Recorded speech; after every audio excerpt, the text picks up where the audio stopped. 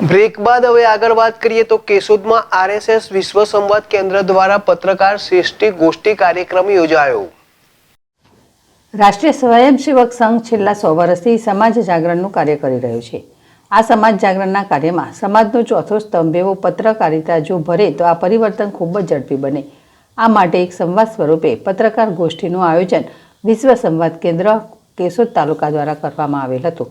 રાષ્ટ્રીય સ્વયંસેવક સંઘના વિશ્વ સંવાદ કેન્દ્ર કેશોદ તાલુકા સંપર્ક વિભાગ આયોજિત પત્રકાર શ્રેણી ગોષ્ઠીનું કેશોદના અક્ષય અન્ન ક્ષેત્ર કેશોદ ખાતે આયોજન કરવામાં આવ્યું હતું, જેમાં પત્રકારો ઉપસ્થિત રહ્યા હતા।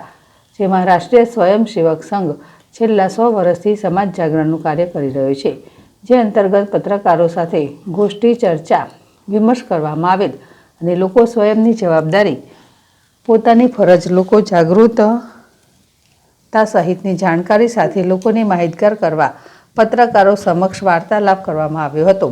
સંપૂર્ણ રાષ્ટ્રીયતાને વરેલ રાષ્ટ્રીય સ્વયંસેવક સંઘના અંડરમાં કામ કરતી શાખા વિશ્વ સંવાદ પ્રચાર કેન્દ્ર દ્વારા લોકોમાં સંપૂર્ણ રાષ્ટ્રભાવનાનું નિર્માણ થાય તે માટે આજ રોજ કેશોદના પાટીદાર વિસ્તારમાં આવેલ અક્ષર અન્ન ક્ષેત્ર ખાતે તેમના દ્વારા તાજેતરમાં જ કેશોદના સર્વે પત્રકારો દ્વારા રચાયેલ સંગઠન કેશોદ પ્રેસ ક્લબ સંગઠન સાથે સંવાદ ગોષ્ઠી કરવામાં આવેલ હતી, જેમાં વિશ્વ પ્રચાર કેન્દ્ર પોરબંદરના તેજસ થાનકી જૂનાગઢ જિલ્લા પ્રચારક દ્વારા આ સંસ્થાની કાર્ય પદ્ધતિની વિસ્તૃત માહિતી આપવામાં આવેલ હતી।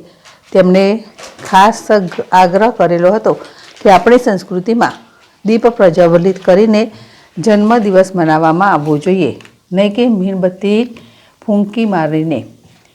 તેમના દ્વારા 5 પરિવર્તનો સામાજિક સમરસતા, પર્યાવરણ, સ્વદેશી ભાવ, જાગરણ, કુટુંબ પ્રબોધન, નાગરિક પત્રિકા પ્રચારક કેશોદના હર્ષદભાઈ આત્રોલિયા તથા કેશોદ તાલુકાના કાર્યવાહક જયેશભાઈ ડાભી, પ્રજ્ઞેશ પુરોહિત પધારેલ હતા।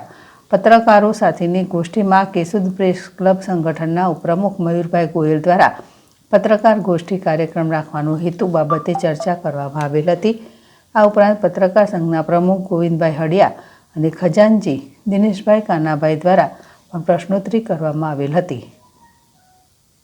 ગોવિંદ હડિયા, ZSTV, કેશોદ।